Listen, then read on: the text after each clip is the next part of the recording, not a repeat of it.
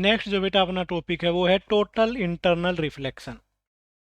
ठीक है, total internal reflection जिसको शॉर्ट फॉर्म में TIR भी बोलते हैं, एक इम्पोर्टेंट कंसेप्ट है और बेटा इसको हम थोड़ी सी डिटेल में पढ़ेंगे। ठीक है, तो देखो किस तरीके से ये रहता है।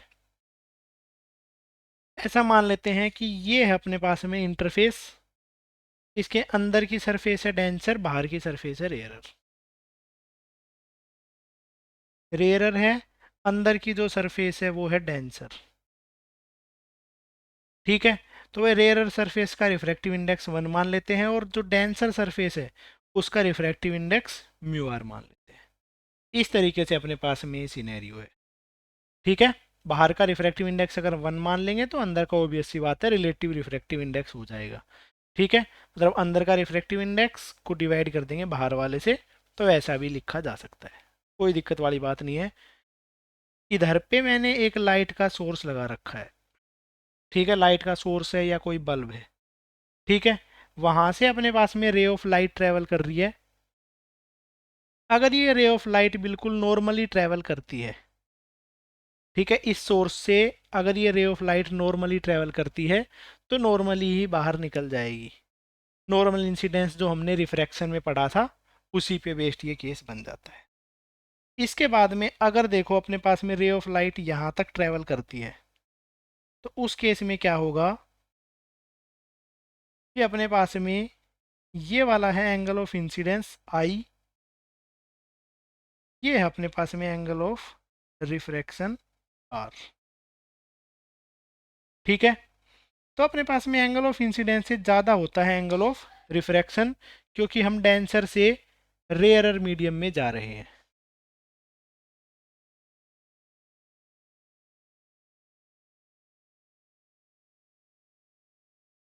कहाँ से कहाँ जा रहे हैं? डेंसर से रेयरर में। ये है अपने पास में एंगल ऑफ इंसिडेंस आई, तो इस केस में एंगल ऑफ रिफ्रैक्शन बेटा और ज़्यादा हो जाएगा। ठीक है, एक केस आता है अपने पास में, जैसे अगर मैं एंगल ऑफ इंसिडेंस को और ज़्यादा कर देता हूँ। ठीक है, तो इस केस में जो एंगल ऑफ रिफ्रैक्शन है वो बिल्कुल 90 डिग्री ही बन गया। ठीक है, एंगल ऑफ रिफ्रैक्शन है वो कितना डिग्री बन गया है? 90 डिग्री। और यहाँ पे ये जो एंगल है जिसको एंगल ऑफ इंसिडेंस बोला जाता है उसकी वैल्यू हो जाती है थीटा सी, मतलब कि क्रिटिकल एंगल के इक्वल। ये वो एंगल है, एंगल ऑफ इंसिडेंस की वो वैल्यू है जहाँ पे जो एंगल ऑफ रिफ्रैक्शन है वो 90 डिग्री है।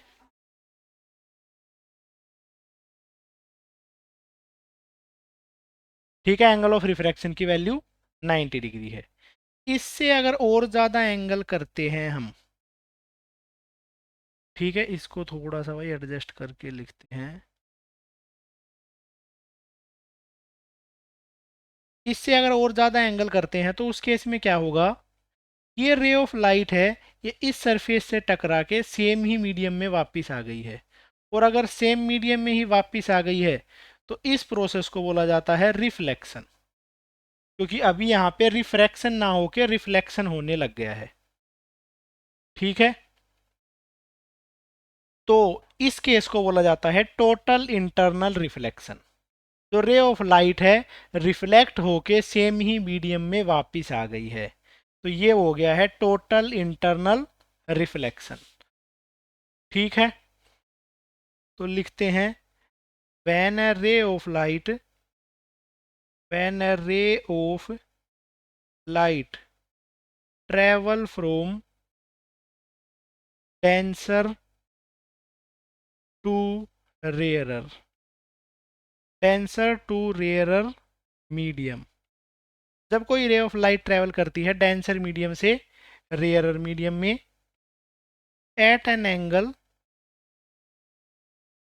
मोर than critical angle, more than critical angle, मतलब किसी एक एंगल से ज़्यादा एंगल पे ट्रेवल करती है। ये वाला क्रिटिकल एंगल तुम्हें समझा ही दिया है। Then it will reflect back, reflect back to the same medium, तब ये जो रे ऑफ लाइट है वो सेम मीडियम में वापस आ जाती है। इस फेनोमेना को ही बोला जाता है total internal reflection. This phenomena is known as total internal reflection. इस फेनोमेना को हम बोलेंगे टोटल इंटरनल रिफ्लेक्शन। रे ऑफ लाइट वापिस आ चुकी है, ठीक है। रिफ्रैक्शन ना होके अभी जो प्रोसेस होने लग रही है उसको बोलते हैं रिफ्लेक्शन, ठीक है। इस केस में बेटा क्रिटिकल एंगल जो है उसको पूछा जा सकता है। तो इस पॉइंट को मैं बोल देता हूं कि ये है पॉइंट पी, ठीक है। पी वाले पॉइंट पे स्नेल्स लॉ अप्लाई कर लेंगे। Apply Snell's law at point P. P point पे स्नेल्स लॉ अप्लाई कर दिया है इस पॉइंट पे, ठीक है। इस पॉइंट पे स्नेल्स लॉ अप्लाई कर दिया है, तो स्नेल्स लॉ के लिए इक्वेशन लिखते हैं अंदर का रिफ्रैक्टिव इंडेक्स इनटू अंदर की तरफ का एंगल, ठीक है। Mu R into sine theta C is equal to बाहर का रिफ्रैक्टिव इंडेक्स 1 इंटू साइन बाहर की तरफ का एंगल, ठीक है। Mu R sine theta C is equal to 1, sine 90 की वैल्यू भी है 1, साइन ऑफ क्रिटिकल एंगल इसकी वैल्यू हो गई है 1/म्यू आर। क्रिटिकल एंगल है इसकी वैल्यू हो जाती है sine inverse 1/ relative refractive index. बेटा टीआईआर में एक चीज का याद रखना, ये प्रोसेस सिर्फ जब हो सकती है जब रे ऑफ लाइट डेंसर मीडियम से रेयरर मीडियम में जा रही हो, ठीक है। अभी यहाँ पे जो म्यू आर है उसको बोला जाता है रिलेटिव रिफ्रैक्टिव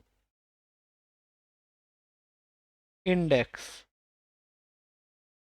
ठीक है। रिलेटिव रिफ्रैक्टिव इंडेक्स हमेशा होता है डेंसर का रिफ्रैक्टिव इंडेक्स अपॉन रेयरर का medium refractive index.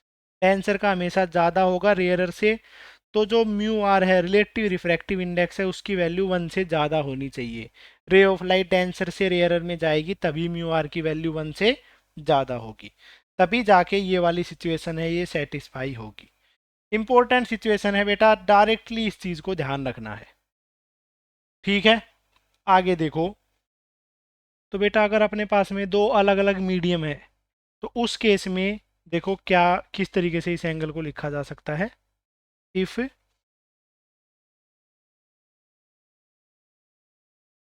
If two different medium, two different medium,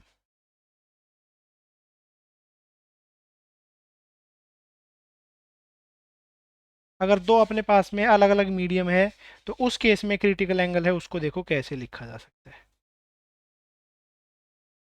ऊपर का रिफ्रैक्टिव इंडेक्स है म्यू आर, नीचे का रिफ्रैक्टिव इंडेक्स है म्यू डी। तो उस केस में क्रिटिकल एंगल है उसका फॉर्मूला हो जाता है साइन इनवर्स रेयरर का रिफ्रैक्टिव इंडेक्स अपॉन डेंसर का रिफ्रैक्टिव, रेयरर का रिफ्रैक्टिव इंडेक्स अपॉन डेंसर का रिफ्रैक्टिव इंडेक्स। ऐसे इस केस को लिखा जा सकता है, ठीक भाई। अपने पास में इसलिए इंपॉर्टेंट केस बन जाता है, ठीक है बेटा। टीआईआर पे क्वेश्चन बहुत ज़्यादा आएंगे, ठीक है। रे ऑफ लाइट इस केस में अपने पास में ज़्यादा से ज़्यादा रिफ्लेक्शन ही कर रही है, क्योंकि जब जर्नली जब भी कोई होता है तो उस केस में रिफ्लेक्शन और रिफ्रैक्शन दोनों प्रोसेस हो रही होती हैं। बट इस केस में क्योंकि रिफ्रैक्शन तो हो ही नहीं रहा, सिर्फ और सिर्फ रिफ्लेक्शन हो रहा है, तो इसलिए इसको बोल देते हैं टोटल इंटरनल रिफ्लेक्शन, मतलब टोटल ही है, अंदर की तरफ में ही रिफ्लेक्शन हो रहा है, इसलिए इसका नाम है टोटल इंटरनल रिफ्लेक्शन। इस पे बेस्ड एक अपने पास में नया जो टॉपिक है वो बनाते हैं, जो कि टॉपिक जो है वो है अपने पास में मछली की दुनिया। कि भाई कोई मछली है उसको किस तरीके से नज़र आता है कैसे कोई मछली है वो देख पाती है। ठीक है, ये चीज़ हम करने वाले हैं। तो अपने पास में देखो, एक लेक है, पानी की लेक है बेटा। ठीक है, इस केस में मान लेते हैं पानी की लेक जो सरफेस है, सरफेस से कुछ डेप्थ पे मछली रह रही है। ये है M4 मछली। ठीक है, मछली जैसे ही अपने पास में कोई बाहर की चीज़ें देखेगी, तो उस केस में क्या है कि मछली यहाँ की चीज़, जब यहाँ पे मछली से अगर रे ऑफ लाइट जाएंगी तो इस तरीके से कर रही जा रही होंगी। अपने पास में इंसिडेंट रे है, रिफ्रैक्टेड रे है। बेटा एक एंगल ऐसा आ जाता है जिस एंगल पे जो मछली से रे ऑफ लाइट जा रही है वो इस तरीके से जाने लग जाती है। मछली से बाहर की तरफ अगर कोई देखे तो रे ऑफ लाइट इस तरीके से जाने लग जाती है। इससे आगे वाले केस में मछली से जो रे ऑफ लाइट जा रही होगी वो रिटर्न टू सेम मीडियम, वो सेम मीडियम के अंदर में वापस आ जाएगी। ठीक है, तो ऐसा कुछ सिनेरियो हो जाएगा। अब मछली जो है वो यहाँ की सरफेस से एच डेप्थ पे एग्जिस्ट कर रही है। तो ऐसे है, यहाँ से जो रेज ऑफ लाइट जा रही है वो इस तरीके से चली जाएंगी। ठीक है, इसके बाद में देखो बेटा, यहाँ से कोई रे ऑफ लाइट होगी। ठीक है, तो वो रे ऑफ लाइट ऐसे जा रही होगी।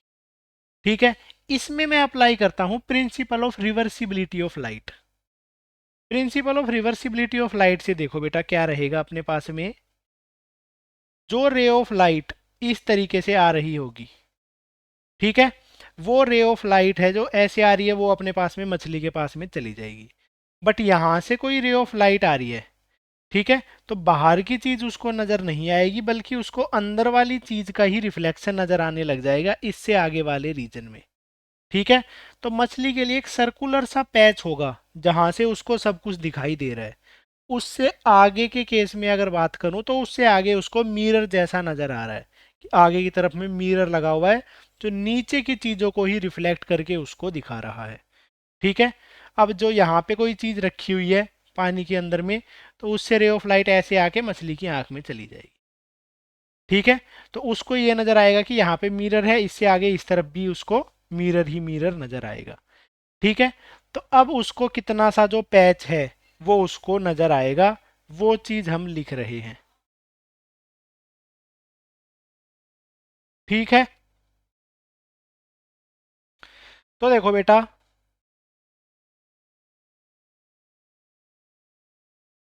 ये है अपने पास में क्रिटिकल एंगल, ये अपने पास में क्रिटिकल एंगल। ठीक है, अब मछली को जो इतना सा रीजन है, एक सर्कुलर सा रीजन बन जाएगा, इस रीजन में जो भी चीजें हैं वो मछली को दिखाई दे रही होंगी। ठीक है, इस रीजन है, इसका जो रेडियस है उसको मान लेता हूं R। ऐसे से अपने पास में एक रीजन बनेगा जो मछली को दिखाई दे रहा होगा। ओके, ये वाली लाइन है और ये वाली लाइन दोनों पैरेलल हैं, तो अगर ये एंगल क्रिटिकल एंगल है तो इधर वाला एंगल है वो भी क्या हो जाएगा, क्रिटिकल एंगल। इधर वाला एंगल है वो भी क्या हो जाएगा, क्रिटिकल एंगल, जिसको कि थीटा सी से लिखा जा सकता है।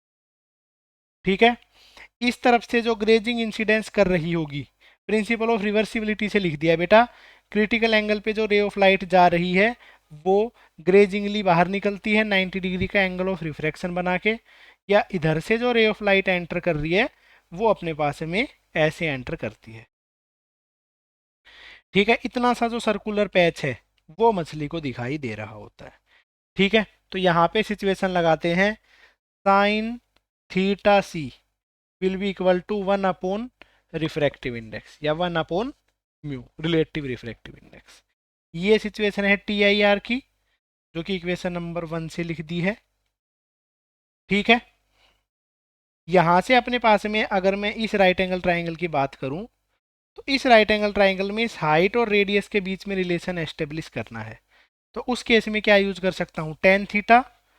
तो tan of critical angle will be equal to perpendicular upon base. ये बन जाएगी इक्वेशन नंबर 2, जो कि अपने पास में बन जाती है R upon H is equal to ten theta C. तो बेटा एक तो अपने पास में आ गया है साइन की टर्म्स में, एक आ गया है टेन की टर्म्स में। ठीक है, अब इन दोनों के बीच में रिलेशन एस्टेब्लिश करना है। अगर हमें साइन थीटा पता है तो हम टेन थीटा कैसे निकालेंगे। ठीक है, इसमें वही अप्रोच लगाते हैं जो क्लास 10th में हमने सीखी थी। एक राइट एंगल ट्राइंगल मैंने बना दी है। ठीक है, उसमें जो एक एंगल है उसको मैंने मान लिया है क्रिटिकल एंगल। ठीक है, साइन थीटा सी को लिख के टेन थीटा सी निकाल रहा हूँ। साइन थीटा है उसका फॉर्मूला क्या होता है बेटा, परपेंडिकुलर अपॉन हाइपोटेन्यूज।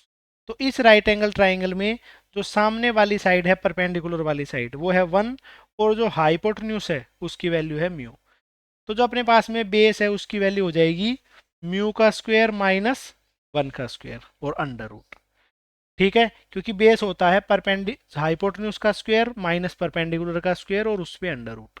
वो वाला कंसेप्ट हमने अप्लाई कर दिया है। ठीक है, इस चीज को समझ के रखो, ये अपने पास में आ गया है। अगर साइन थीटा हमने पता था तो इसका यूज करके मैंने टेन थीटा की वैल्यू निकाल ली। अब टेन थीटा से निकालेंगे, जो कि क्या आ जाएगा, परपेंडिकुलर अपॉन बेस। परपेंडिकुलर है 1 और बेस है under root of mu square minus 1। Mathematical tools वाली जो वीडियो है बेटा, या ट्रिग्नोमेट्री की वीडियो है, दोनों में ही ये कंसेप्ट मैंने समझाया हुआ है कि साइन थीटा पता हो तो टेन थीटा कैसे निकालेंगे। ठीक है, या बाकी सब एंगल कैसे निकालेंगे। ठीक है, इसको करते हैं put in equation number 2। Equation number 2 में उसको पुट करेंगे तो टेन थीटा सी था, उसकी वैल्यू आ गई है under root of mu square minus 1 will be equal to R upon H. ठीक है, तो इधर में अपने पास में जो आर है उसकी वैल्यू आ जाती है H upon under root of mu square minus 1। R is equal to H upon under root of mu square minus 1। जो रेडियस है उस सर्कुलर पैच की, उसकी वैल्यू आ जाती है ये। ठीक है, अगर उस सर्कुलर पैच का एरिया पूछा जाए जहां से मछली को दिखाई दे रहा है उसका एरिया, उसकी वैल्यू आ जाती है पाई आर स्क्वेयर, क्योंकि सर्कुलर है तो इसकी वैल्यू हो जाएगी pi H square upon under root of mu square minus 1। तो ये वैल्यू इसकी आ जाती है। तो ये अपने पास में जो सर्कुलर पैच है उसके एरिया का आंसर आ जाता है। तो बेटा इसके बारे में बहुत सारे क्वेश्चन हैं अपने पास में। ठीक है, वो सारे के सारे क्वेश्चन हम स्टेप बाय स्टेप करते हैं। ठीक है, मतलब कि उसमें से एक दो क्वेश्चन कर लेते हैं जिससे कि उसके सिमिलर वाले क्वेश्चन तो आप ऑलरेडी कर ही लोगे। ठीक है, तो एक क्वेश्चन है उसको मैं लिखता हूँ। ये है बेटा अपने पास में question. A small bulb is placed at bottom of a tank containing water to a depth of under root 7 meter. The refractive index of water is 4 by under root 3. The area of the surface of water through which light from the bulb can emerge out, can है भैया, emerge out is x pi meter square. x की जो value है वो हमें calculate करनी है। तो इस तरीके से अपने पास में बेटा ये क्वेश्चन है। ठीक है, तो अभी जो मछली में बेस्ड क्वेश्चन करवाया था वैसा का वैसा सेम ही क्वेश्चन है कि अगर अपने पास में ऐसा सा कोई सर्कुलर पैच है, ठीक है, इसके नीचे अपने पास में एक बल्ब रखा हुआ है। ठीक है, इस बल्ब से बेटा जो लाइट जा रही होगी वो जो क्रिटिकल एंगल तक जाएगी उससे आगे वाली लाइट तो हमें दिखाई नहीं देगी। ठीक है, तो इतने से पैच की जो वैल्यू है वो ही हमें दिखाई देगी। तो ये वाला जो अपने पास में है ये क्रिटिकल एंगल बन गया है, तो इधर वाला भी क्या बन जाता है, क्रिटिकल एंगल। ठीक है, अब इस चीज़ का यूज करके सबसे पहले तो टी आई आर वाली सिचुएशन यूज करेंगे। टोटल इंटरनल रिफ्लेक्शन में हमें क्या पता चलता है कि sine of critical angle is equal to 1 upon relative refractive index. Sine of critical angle is equal to यहाँ पे बन जाएगा 3/, तो यहाँ पे अपने पास में साइन की वैल्यू आ गई है साइन ऑफ थीटा सी की वैल्यू। ठीक है, अब यहाँ पे हमें एरिया निकालना है तो सबसे पहले रेडियस निकालनी पड़ेगी। तो इस राइट एंगल ट्राइंगल का मैं यूज कर लेता हूँ। इसमें आ जाएगा tan of theta C. Tan theta is equal to perpendicular upon base R by under root 7। ठीक है, अब मुझे साइन थीटा पता है और टेन थीटा निकालना है भाई। टेन थीटा तो क्योंकि प्रॉपर तरीके से ही निकाला जाएगा। क्रिटिकल एंगल जो अपने पास में साइन थीटा क्या होता है, परपेंडिकुलर अपॉन हाइपोटेन्यूज। परपेंडिकुलर है इस राइट एंगल ट्राइंगल का 3, हाइपोटेन्यूज है 4, और जो बेस है वो हो जाएगा अंडर रूट ऑफ हाइपोटेन्यूज का स्क्वायर माइनस बेस का स्क्वायर। अंडर रूट ऑफ 16 माइनस 9, 16 में से हमने अगर 9 को घटाया तो अपने पास में बच गया है under root 7।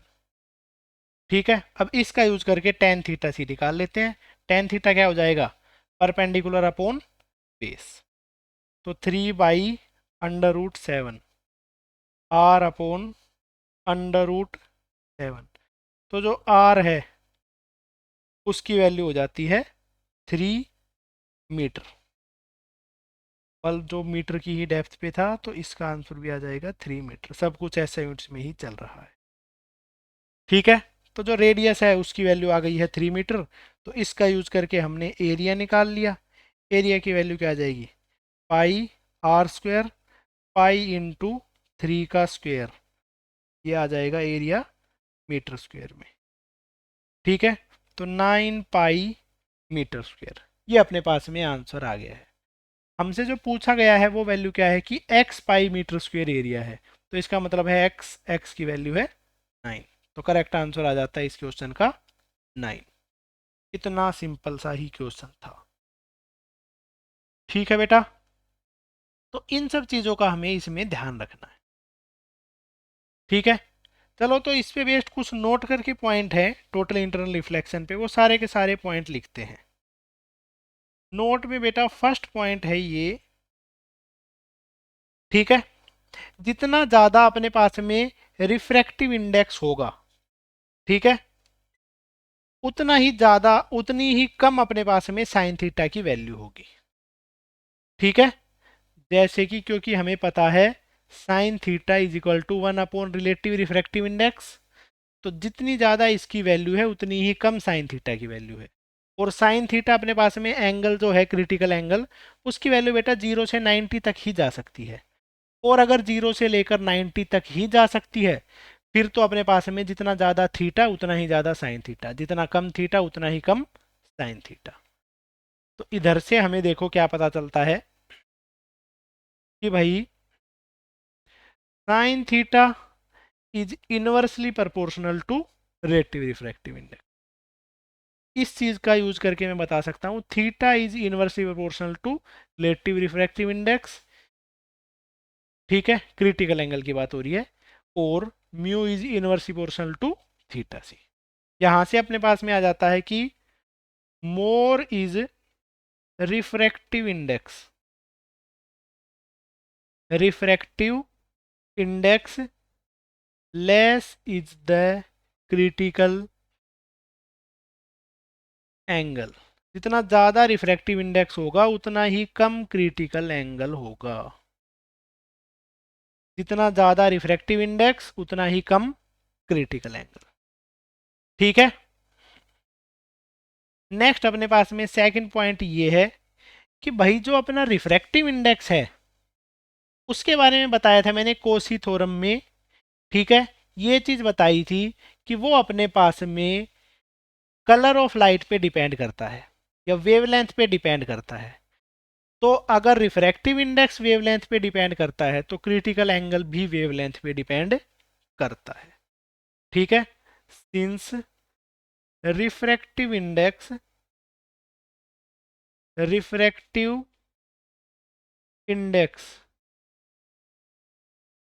Depends on wavelength.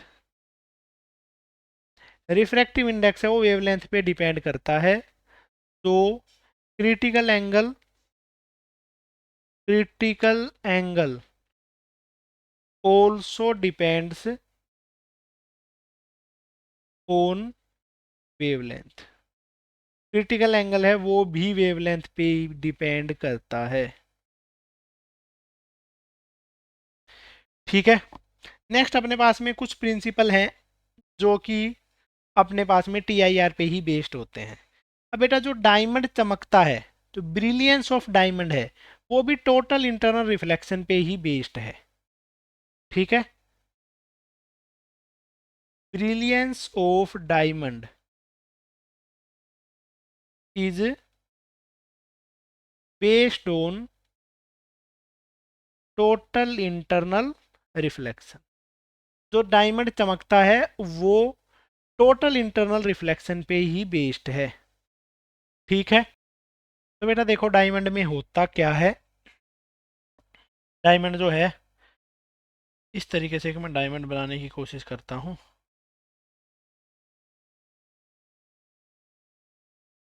Diamond जो है बेटा इस तरीके से रहता है, मतलब डायमंड ऐसा नहीं है कि डायमंड पहले से ही चमक रहा है, ठीक है, हमेशा उसमें ब्रिलियंस नहीं होती है। पहले उसको स्पेशल तरीके से तराशा जाता है, उसके बाद में उसमें ब्रिलियंस आती है। तो क्या है कि डायमंड को कैसे बनाया जाता है कि इसके अंदर में कोई रे ऑफ लाइट एंटर करे तो वो जिस भी सरफेस पे टकराए उसी सरफेस पे रिफ्रैक्शन कर जाए, ठीक है। इस तरीके से डायमंड को तराशा जाता है कि उस पे कोई भी सरफेस, मतलब कोई भी रे ऑफ लाइट आएगी, वो किसी भी सरफेस पे टकराएगी तो उसके बाद में टी आई आर करती रहेगी। तो बहुत सारी सरफेस पे वो टी आई आर करती है, और एक जो रे ऑफ लाइट है वो डायमंड के अंदर ही पैक रह जाती है, वो डायमंड से बाहर नहीं आ पाती है, ठीक है। जब उसको हम अंधेरे में लेके जाते हैं तो वहां से लाइट बाहर आती हुई हमें नजर आती है। इस वजह से हमें लगता है कि जो डायमंड है वो चमक रहा है। तो ये एक्चुअल में टोटल इंटरनल रिफ्लेक्शन का ही एक एग्जाम्पल है, उसी फेनोमिना पे ही बेस्ड है ये, ठीक है। इसके बाद में है नेक्स्ट। ओके, नेक्स्ट क्या है अपने पास में? Signing off air bubble in water. Air का कोई बबल है, वो पानी के अंदर में साइन कर रहा है, is also due to total internal reflection. पानी के अंदर में कोई बबल है वो चमकता है, वो टोटल इंटरनल रिफ्लेक्शन की वजह से ही होता है, ठीक है। जैसे ये अपने पास में है बेटा पानी, ठीक है, इसको हम लोग अगर धूप में लेके जाएंगे, ठीक है, और इसकी सरफेस को देखेंगे, हमें कंप्लीटली इसकी सरफेस दिखाई दे रही होगी। पर इसके अंदर में अगर कोई बबल है, बबल है मतलब कि इसके अंदर में एयर ट्रैप हो रखी है, ठीक है। तो कोई अपने पास में सनलाइट की कोई रे आ रही है, तो वो यहाँ से टकराएगी तो यहाँ से टी आई आर कर देगी, और यहाँ से हमें चमकता हुआ दिखाई देता है, हमें ऐसा लगता है कि यहाँ से लाइट आ रही है, ठीक है। तो ये भी अपने पास में टी आई आर का ही प्रिंसिपल है, टी आई आर की वजह से ही ऐसा होता है, ठीक है। प्रिज्म में भी कुछ कंसेप्ट जो हैं जो कि टी आई आर पे ही बेस्ड हैं। Okay, next, prism also based on T I are. Prism के बारे में कंप्लीटली हम पढ़ेंगे बेटा अलग से, ठीक है। प्रिज्म पे भी कई बार टोटल इंटरनल रिफ्लेक्शन की प्रॉपर्टीज पढ़ी जाती है। देखो ऐसे है, ये अपने पास में प्रिज्म है, प्रिज्म से यहाँ से कोई रे ऑफ लाइट आ रही है, ठीक है। ये रे ऑफ लाइट है यहाँ पे क्रिटिकल एंगल से ज़्यादा एंगल पे स्ट्राइक कर रही है, तो उस केस में ये जो रे ऑफ लाइट है ये यहाँ से रिफ्लेक्ट होके बाहर निकल जाती है, ठीक है। इस सरफेस पे, ट्रांसपेरेंट सरफेस पे भी रिफ्लेक्शन होके बाहर निकल गई, तो यही अपने पास में टी आई आर होता है, total internal reflection. Okay, next point है बेटा सिक्स पॉइंट, जो कि है अपने पास में optical fibre. Optical fibre, optical fibre जो है वो भी अपने पास में टोटल इंटरनल रिफ्लेक्शन पे ही बेस्ड होती है। ऑप्टिकल फाइबर है उसको हम थोड़ी सी डिटेल में पढ़ते हैं, ठीक है बेटा। ऑप्टिकल फाइबर अपने पास में क्या होती है, जो इंटरनेट की केबल होती है, ठीक है, वो ऑप्टिकल फाइबर पे ही बेस्ड होती है। जो मॉडर्न केबल है, मॉडर्न डे में जो ऑप्टिकल फाइबर पे ही बेस्ड इंटरनेट केबल्स होती हैं, वहां से इंटरनेट ट्रैवल कर रहा होता है, ठीक है। उसको देखो किस तरीके से बनाया जाता है, इसको ऐसे कुछ करके बनाया जाता है बेटा।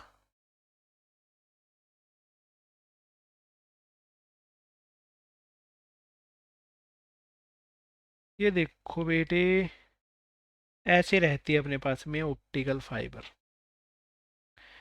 ठीक है। एक सिलेंडर सा लिया जाता है, इस तरीके से है अपने पास में सिलेंडर, ठीक है। एक सिलेंडर है जिसके अंदर की अपने पास में दो सरफेस होती हैं, दोनों की दोनों ट्रांसपेरेंट सरफेस ही रहती है, ठीक है। एक टाइप से दो कोएक्सियल सिलेंडर ही हमने ले लिए हैं। सिलेंडर में जो अंदर की सरफेस है उसको बोला जाता है कोर, और जो बाहर की एक लेयर लगाई जाती है उसको बोला जाता है क्लैडिंग। अंदर है उसको बोलते हैं कोर, बाहर जो होता है उसको बोलते हैं क्लैडिंग, ठीक है। अब बेटा इसके अंदर में कोई भी रे ऑफ लाइट ऐसे एंटर करती है, ठीक है, तो इसको ऑप्टिकल फाइबर को इस तरीके से बनाया जाता है कि जो कोर है वो है denser, refractive index of core ज़्यादा है as compare to refractive index of cladding, ठीक है, कोर जो है वो डेंसर होता है, तो बेटा यहाँ से कोई रे ऑफ लाइट है वो टोटल इंटरनल रिफ्लेक्शन कर देती है। वो रे ऑफ लाइट है वो क्लैडिंग में, वो कोर के अंदर में ही फंस के रह जाती है। ठीक है, अब यहाँ पे है वो रे ऑफ लाइट यहाँ पे ही फंस के रह गई है। ठीक है, अब ये जो रे ऑफ लाइट है ये इसके अंदर ही ट्रैवल कर रही होती है, कोर के अंदर ही ट्रैवल कर रही होती है, और कोर टू कोर ही ये मूव करती है, क्योंकि स्पीड ऑफ लाइट बेटा सबसे फास्ट होती है। तो ये वाला जो मेथड है इंटरनेट को ट्रैवल करने का, ये जो मेथड है यही सबसे फास्ट मेथड होता है। ठीक है, जो जनरल इंटरनेट है कोई भी कंट्री टू कंट्री जिससे कनेक्ट किया गया है, वो सारा का सारा ऑप्टिकल फाइबर के थ्रू ही कनेक्ट हो रखा है। ठीक है, तो कोर और क्लैडिंग से मिलके ही वो ऑप्टिकल फाइबर बनाई जाती है। ठीक है, एनसीईआरटी में भी एक इमेज गिवन है इसकी, वो इमेज और दिखा देता हूँ। ठीक है, तो बेटा ये है अपने पास में। ठीक है, इसको ऑप्टिकल फाइबर ही बोला गया है। यहाँ से कोई रे ऑफ लाइट है वो इसके अंदर में पैक हो गई है, तो इससे वो बाहर ही नहीं निकल पाती है। हर एक सरफेस पे T I R T I R T I R total internal reflection बार बार हो रहा होता है। ठीक है, तो ये है अपने पास में टोटल इंटरनल रिफ्लेक्शन का ही यूज करके जो ऑप्टिकल फाइबर को बनाया गया है वो। ठीक है, ऑप्टिकल फाइबर अपने पास में बहुत ज़्यादा एफिशिएंट होती है। यहाँ पे 1 किलोमीटर पे जाने के बाद में भी 90 to 95% जो एफिशिएंसी है, 95% जो लाइट है वो अपने पास में बची रह जाती है, अगर हम कंपेयर करें किसी ऑर्डिनरी विंडो के ग्लास के साथ में।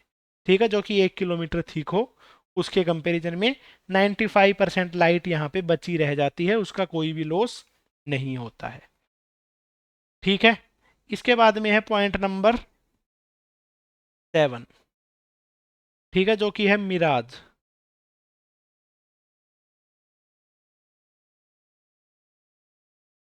मिराज देखो बेटा क्या रहता है, मिराज जो है वो भी टोटल इंटरनल रिफ्लेक्शन पे ही बेस्ड होता है।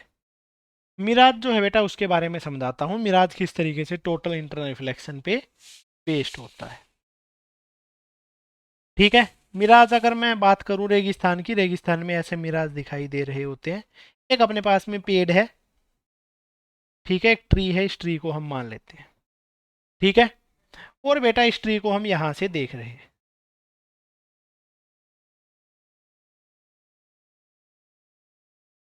ठीक है, इस तरीके से इस ट्री को हम देख रहे हैं। ओके, ये है अपने पास में एक पर्सन है, इस ट्री को देख रहा है। तो बेटा क्या है कि इसमें अपने पास में लेयर बाय लेयर्स एग्जिस्ट कर रही होती हैं। एयर की अपने पास में लेयर बाय लेयर होती हैं। ठीक है, ऐसे एयर की बहुत सारी लेयर्स हैं वो बनी हुई है।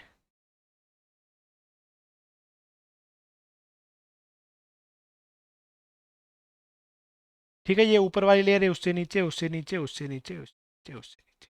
ठीक है, तो बेटा जो अपने पास में अगर मैं बात करूं, जो गर्म हवा होती है, गर्म हवा ट्रेवल करती है ऊपर की तरफ में, और जो ठंडी हवा होती है वो अपने पास में नीचे की तरफ में ट्रेवल करती है। ठीक है, पर हमें उसका ज़्यादा कुछ लॉजिक नहीं है, नीचे की हवा ठंडी है, ऊपर की हवा गर्म है। ठीक है, इसके अकॉर्डिंगली एयर के अंदर में अपने पास में टेम्परेचर के अकॉर्डिंगली रेयरर और डेंसर मीडियम बन रहा होता है। ठीक है, तो नीचे की जो एयर है वो रेयरर जैसे बिहेव करती है, और ऊपर वाली जो लेयर्स होती हैं इससे ऊपर ऊपर ऊपर, वो लेयर्स डेंसर होती चली जाती हैं। ठीक है, तो बेटा यहाँ से कोई रे ऑफ लाइट आ रही होगी, मान लेते हैं इस किसी पॉइंट से कोई रे ऑफ लाइट आ रही है। ठीक है, वो रे ऑफ लाइट बेटा जैसे यहाँ पे स्ट्राइक करेगी, ठीक है, यहाँ से मान लेता हूँ, यहाँ से कोई रे ऑफ लाइट आई, यहाँ पे स्ट्राइक करी, यहाँ पे स्ट्राइक करी, थोड़ा सा अपने पास में डेंसर से रेयर की तरफ जा रही है, ऐसे बैंड होती हुई चली जाएगी। ठीक है, एक सरफेस आती है जहाँ पे इसका एंगल बहुत कम हो जाता है, उसके बाद में ये रे ऑफ लाइट है ये टी आई आर कर देती है। ठीक है, ऐसे ये रे ऑफ लाइट आ रही है, एंगल एंगल चेंज होता चला गया, यहाँ पे इसने क्या कर दिया है, टी आई आर। तो कोई भी पर्सन है उसको क्या दिखाई देगा कि इसकी जो इमेज है, ठीक है, इसको लगेगा कि जो रे ऑफ लाइट है वो इस तरीके से आ रही है। ठीक है, जो रे ऑफ लाइट है वो इस तरीके से आ रही है, तो इसको जो ऊपर की तरफ पेड़ है वो ऊपर की तरफ ना होके नीचे की तरफ नजर आता है। तो इस पर्सन को क्या लगता है कि भाई यहाँ पे है, यहाँ पे पानी भरा हुआ है। ठीक है, रेगिस्तान में उसको क्या लग रहा है उस पर्सन को कि यहाँ पे पानी भरा हुआ है, और अगर बेटा यहाँ पे पानी भरा हुआ है तो उसको पानी का एहसास हो रहा है, इस प्रोसेस को ही बोला जाता है मिराज। इसका मतलब ही होता है मिराज, जहाँ पे पानी ना हो फिर भी पानी होने का एहसास होना, उस चीज को ही बोला जाता है मिराज। और यहाँ पे ये मिराज का ही प्रिंसिपल चल रहा है। बेटा अगर हम कभी रोड पे भी जा रहे होते हैं ना, तब हमने रोड पे भी कई बार मिराज को देखा हुआ होता है। ठीक है, अगर कभी रोड के ऊपर पे जाओगे तब भी ध्यान दोगे तो आपको मिराज जैसा नजर आता है। ठीक है, ये अपने पास में किसी हाईवे के ऊपर में मिराज हो रहा है। ठीक है, यहाँ पे इसको ऐसा अपीयर हो रहा है कि यहाँ पे पानी भरा हुआ है, बहुत ज़्यादा जब गर्मियाँ होती हैं तब ये एहसास हो रहा होता है। तो ये भी एक मिराज का ही एग्जाम्पल है। ठीक है, ये कोई इंटरनेट से इमेज ली थी, इसको डिलीट कर देते हैं क्योंकि कुछ काम की तो है नहीं। ठीक है, समझाने के लिए इसका यूज हमने किया है। तो ये होता है बेटा मिराज। ठीक है, अब देखो इन पे बेस्ड कुछ क्वेश्चंस करते हैं। ठीक है, जो टोटल इंटरनल रिफ्लेक्शन पे ही बेस्ड है या इसके जो फेनोमिना है इन सब पे ही बेस्ड है। ठीक है, अच्छे अच्छे क्वेश्चन करते हैं बेटा, बहुत सारे क्वेश्चन इस पे बेस्ड होते हैं। उनमें से जो कुछ क्वेश्चन अपने लिए इंपॉर्टेंट है वो छांट छांट के वो क्वेश्चन हम करने वाले हैं। तो पहला क्वेश्चन मैं लिखता हूं, ये है बेटा अपने पास में question. Light takes t1 second to travel a distance x centimeter in vacuum and the same light take t2 second to travel 10x centimeter in medium। Medium में 10x अपने पास में डिस्टेंस लेती है। क्रिटिकल एंगल बताना है इस medium के लिए। ठीक है, तो बेटा क्रिटिकल एंगल के लिए हमें क्या चाहिए होगा, रिलेटिव रिफ्रैक्टिव इंडेक्स। सबसे पहले तो रिलेटिव रिफ्रैक्टिव इंडेक्स क्या हो जाता है, speed of light in vacuum upon speed of light in medium. Vacuum में स्पीड ऑफ लाइट क्या है बेटा, वैक्यूम में इसको डिस्टेंस चलना है x और उसको टाइम लग रहा है t1। ठीक है, x सेंटीमीटर अपॉन टाइम लग रहा है t1। मीडियम के अंदर में उसको चलना है 10x सेंटीमीटर और उसको जो टाइम लग रहा है वो है t2। ये अपने पास में 10x सेंटीमीटर है। ठीक है, और उसको जो टाइम लग रहा है वो है t2। अब इसमें बेटा सेंटीमीटर से सेंटीमीटर कट जाएगा, x से x कट जाएगा। इसको जब हम रीअरेंज करेंगे तो हो जाएगा t2 अपॉन 10t1। ये हो जाता है रिलेटिव रिफ्रैक्टिव इंडेक्स। ठीक है, इस चीज़ का यूज करके क्रिटिकल एंगल हम निकालते हैं। क्रिटिकल एंगल की वैल्यू आ जाती है sine inverse 1 upon relative refractive index. तो sine inverse 1 upon relative refractive index है, उसकी वैल्यू है ये, उसका रेसिप्रोकल है वो लिखना है। तो 10t1 अपॉन t2। ये हो जाता है बेटा इस क्वेश्चन का करेक्ट आंसर। ठीक है, इतना सिंपल सा आंसर था। इजी सा ही क्वेश्चन है, कुछ मुश्किल क्वेश्चन तो नहीं है। ओके, क्योंकि डब्बे में बंद करने की ज़रूरत नहीं है, क्वेश्चन ही तो है। ठीक है, तो बेटा देखो नेक्स्ट क्वेश्चन है, वो लिखता हूँ इस पे बेस्ड, उस क्वेश्चन को फिर हम सोल्व करते हैं। ये है बेटा अपने पास में question. Two transparent media A and B are separated by plane boundary. दो ट्रांसपेरेंट मीडिया को प्लेन बाउंड्री से सेपरेट किया है। The speed of light in these media, इन मीडियम में जो स्पीड है वो है 1.5 into 10⁸ meter per second, 2 into 10⁸ meter per second. इसके लिए जो क्रिटिकल एंगल है वो क्या होगा, इन दोनों मीडियम के लिए जो क्रिटिकल एंगल है उसकी वैल्यू निकालनी है। तो बेटा क्रिटिकल एंगल निकालने के लिए हमें निकालने होता है relative refractive index. Relative refractive index हो जाता है refractive index of denser upon refractive index of rarer. Denser का जो रिफ्रैक्टिव इंडेक्स है वो क्या होगा अपने पास में, speed of light upon speed of light in denser medium, speed of light upon speed of light in rarer medium. तो इसका आंसर अपने पास में बन जाता है रेयरर में speed of light upon denser में स्पीड ऑफ लाइट। ठीक है, अब हमारे लिए समझने की बात हो जाती है कि रेयरर में स्पीड ऑफ लाइट तेज होती है या डेंसर में स्पीड ऑफ लाइट तेज होती है।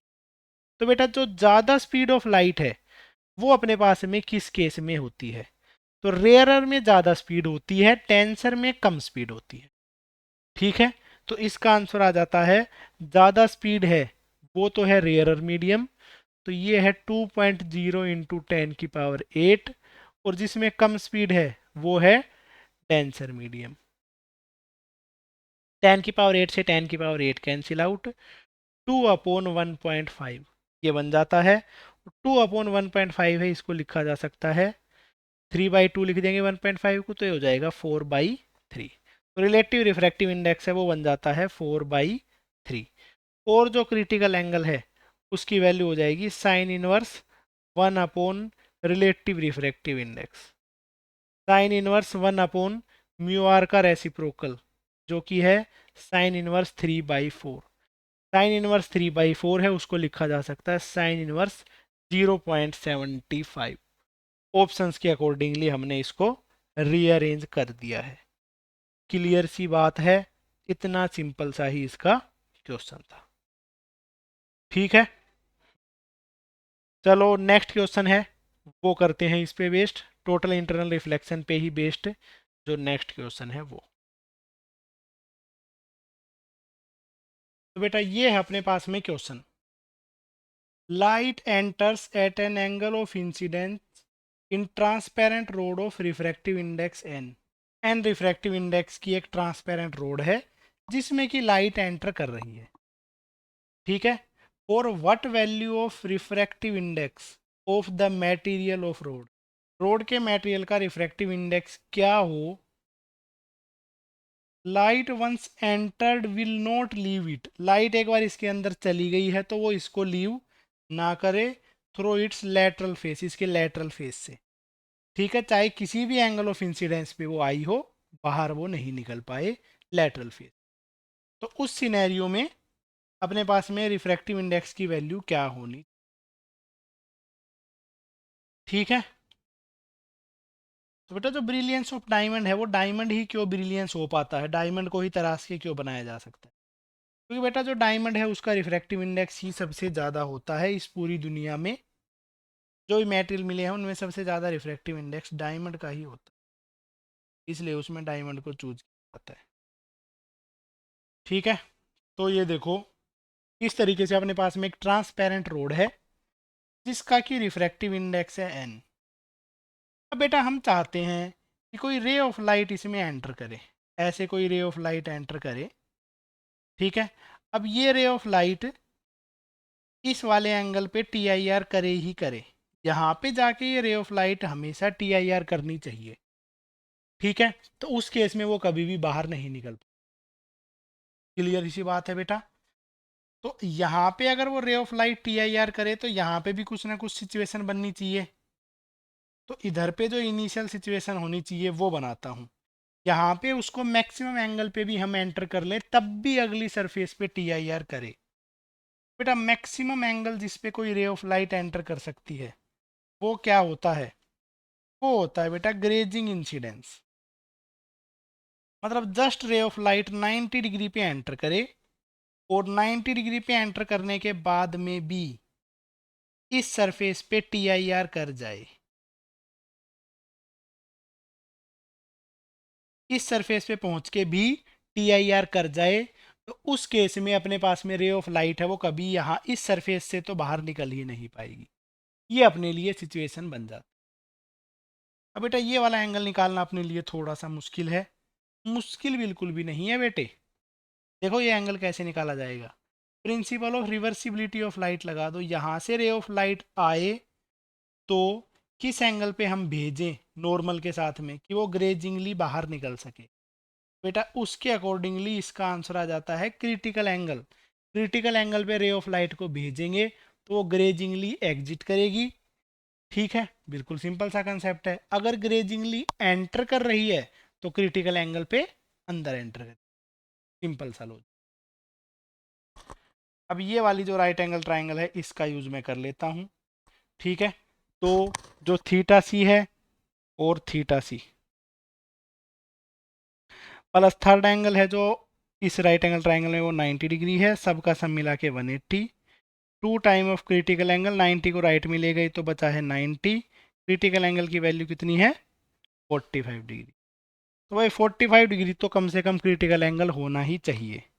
तो 45 डिग्री अगर क्रिटिकल एंगल है तो रिफ्रैक्टिव इंडेक्स क्या हो जाएगा, तो sine theta C will be equal to 1 relative refractive index, बाहर तो एयर है अंदर है एन, साइन 45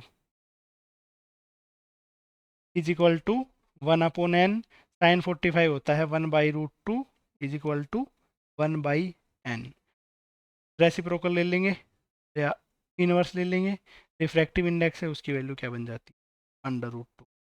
ये बेटा कति बिल्कुल क्रिटिकल सिचुएशन है ये, ठीक है। रिफ्रैक्टिव इंडेक्स इससे ज़्यादा भी हो जाए तब भी अपने को कोई दिक्कत नहीं है। किसी को कुछ दिक्कत नहीं सर, बिल्कुल दिक्कत नहीं है।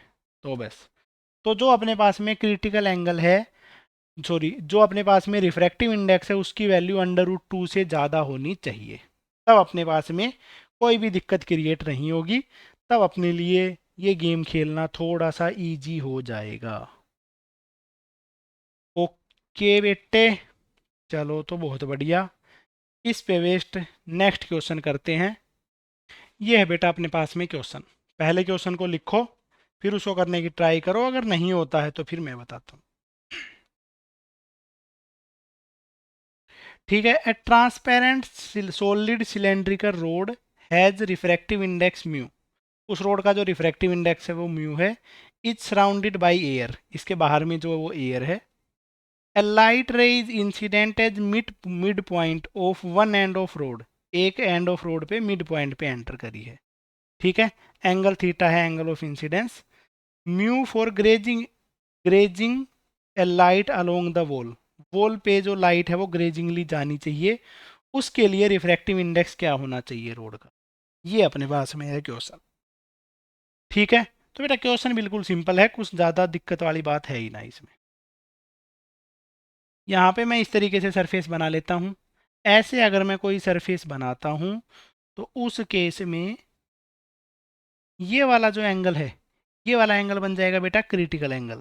डायग्राम को ठीक से बनाना भाई अपनी नोटबुक में अच्छे से। अब यहाँ पे ये वाला जो है टोटल राइट एंगल ट्राइंगल है, ये क्रिटिकल एंगल है, ये एंगल है 90 डिग्री। तो जो इधर का एंगल बच गया वो अपने पास में क्या हो जाएगा, 90 माइनस थीटा सी, 90 डिग्री माइनस क्रिटिकल एंगल, ठीक है। 90 डिग्री माइनस थीटा सी, इस राइट एंगल ट्राइंगल में ये एंगल बन गया है 90 माइनस थीटा सी। बस इतना सा ही सिनेरियो है इसमें, इतना सा ही इसका गेम था बस। अब इसके बाद तो क्वेश्चन में कुछ है ही नहीं। सबसे पहले इस पॉइंट पे मैं स्नेल्स लॉ अप्लाई कर देता हूँ। अंदर का रिफ्रैक्टिव इंडेक्स मान लिया है म्यू, बाहर है एयर, यहाँ पे स्नेल्स लॉ अप्लाई करूँगा तो अपने पास में क्या हो जाएगा, स्नेल्स लॉ मतलब कि 1 sin थीटा, अंदर का रिफ्रैक्टिव इंडेक्स है mu, sine 90 degree minus theta C, ये बन गया है, ठीक है। 1 sin थीटा है उसकी वैल्यू गिवन है 1/√3 is equal to mu, sine 90 minus theta इसको लिखा जा सकता है कोस ऑफ थीटा सी, ठीक है। अपने पास में इतनी सी वैल्यू आ गई है म्यू कोस थीटा सी, ओके। एक स्नेल्स लॉ से जो रिजल्ट आया है वो हमने लिख दिया है।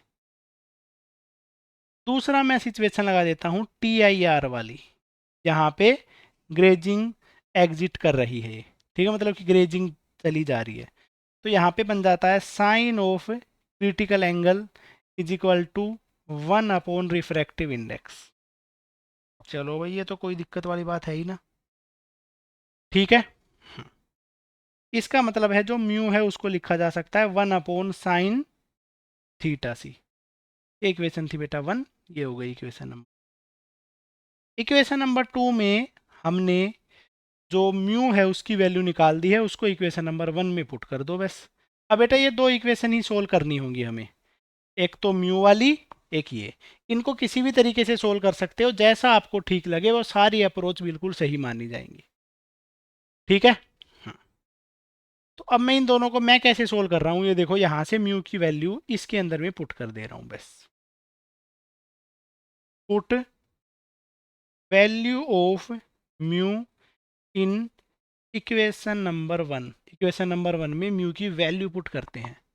तो क्या बनता है बेटा, 1/√3 is equal to mu, mu बन गया है 1/sin θc, ऊपर है cos θc। तो cos अपॉन साइन ये बन जाता है 1/tan θ। इसका रेसिप्रोकल ले लेंगे तो बन जाता है tan θ इज इक्वल टू √3।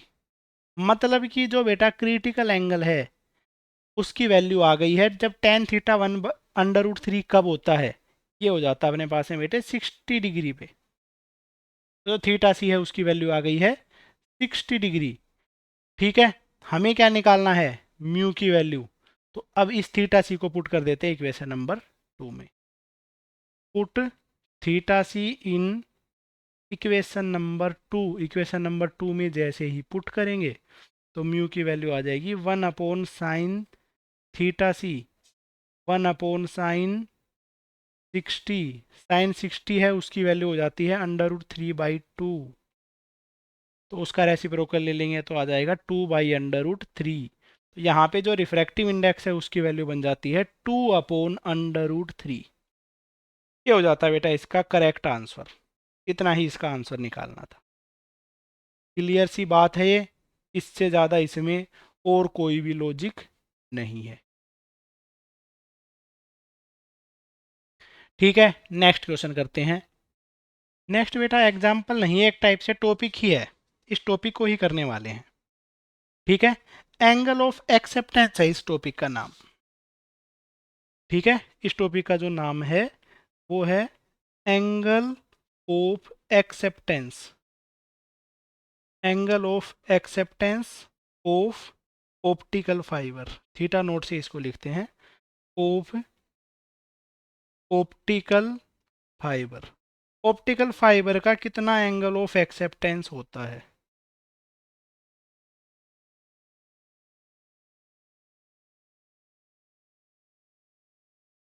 ठीक है, ये चीज़ हम निकालने वाले हैं। देखो भाई क्या है कि इस तरीके से मैंने बना दी है एक ऑप्टिकल फाइबर। ठीक है बेटा, सिलेंड्रिकल शेप में होती है बट साइड व्यू में उसका बना रहा हूँ। ठीक है, सिलेंड्रिकल सी ही शेप है ऐसे। ठीक है, समझने के लिए मैंने थोड़ा इसको ऐसा सा बना दिया है। ये जो सिलेंडर है उसकी एक्सिस है बेटा, एक्सिस को थोड़ा सा बाहर तक खींच लेता हूँ। ये उसकी एक्सिस है। ठीक है, इसमें मान लेते हैं जो कोर है, कोर का रिफ्रैक्टिव इंडेक्स है n1। ठीक है, ये जो क्लैडिंग है, क्लैडिंग का रिफ्रैक्टिव इंडेक्स है n2। और सबसे बाहर जो आउटर है, आउटर साइड है, उसका रिफ्रैक्टिव इंडेक्स है n0। इस तरीके से हमने मान लिया है। ठीक है, ये है अपने पास में ऑप्टिकल फाइबर। इसमें हम कितने मैक्सिमम एंगल पे, ठीक है, इसके नॉर्मल के साथ में कितने मैक्सिमम एंगल पे लाइट को भेजें कि वो इस सरफेस पे जाके TIR कर जाए, तो उसको बोलते हैं angle of acceptance. The maximum angle of light beyond that, उसके बाद में beyond that no TIR eight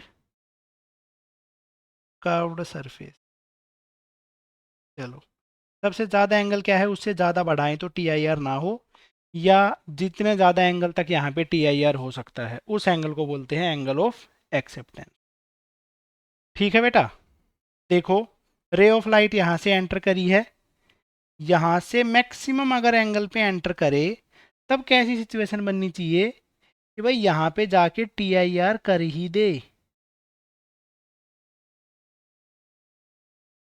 ठीक है, तो उसको बोलते हैं एंगल ऑफ एक्सेप्टेंस। ये वाला जो एंगल है ये है क्रिटिकल एंगल। ठीक है, अब जो इधर वाला एंगल बन गया है वो बन गया है 90 डिग्री माइनस क्रिटिकल एंगल, क्योंकि इतने से जो है ये एक राइट एंगल ट्राइंगल है, इसमें ये एंगल θc है, तो ये हो जाता है 90 डिग्री माइनस θc। ओके, यहाँ तक का जो सिनेरियो है वो हमें समझ में आ गया है। इस पॉइंट पे मैं स्नेल्स लॉ अप्लाई करता हूँ। स्नेल्स लॉ, इस पॉइंट पे स्नेल्स लॉ अप्लाई करेंगे तो क्या आ जाएगा भाई, बाहर का रिफ्रैक्टिव इंडेक्स है N naught sine theta naught will be equal to, इसके अंदर अंदर का रिफ्रैक्टिव इंडेक्स है n1।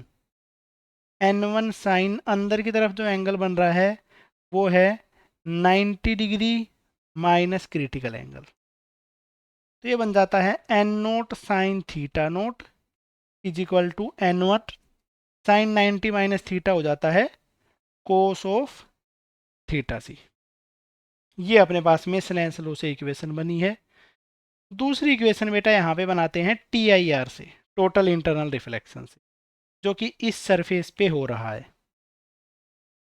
यहाँ से अपने पास में बन जाता है sine of theta C will be equal to 1 upon relative refractive index, या refractive index of rarer medium upon refractive index of denser medium. तो जो साइन थीटा है वो हो जाता है, यहाँ पे जो रेयरर मीडियम है वो तो है क्लैडिंग, डेंसर है कोर, क्योंकि कोर से ही टी आई आर करना है। तो इसकी वैल्यू अपने पास में बन जाती है n2 अपॉन n1। इसको बोल दिया इक्वेशन नंबर 1, इसको बोल दिया है इक्वेशन नंबर 2।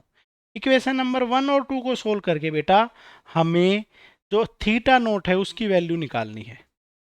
ठीक है, मतलब क्या है बेटा, इस इक्वेशन में कोस थीटा सी है, इसमें साइन थीटा सी है। यहाँ का यूज करके किसी तरीके से कोस थीटा सी की वैल्यू पुट कर दो, बस अपना आंसर आ जाएगा। ठीक है, इक्वेशन नंबर 2 से थीटा सी निकाल के यहाँ पे पुट करना है बस। ठीक है, अगर साइन थीटा गिवन है कोस थीटा निकालना है। नाउ ट्राइंगल बना लेते हैं बेटा।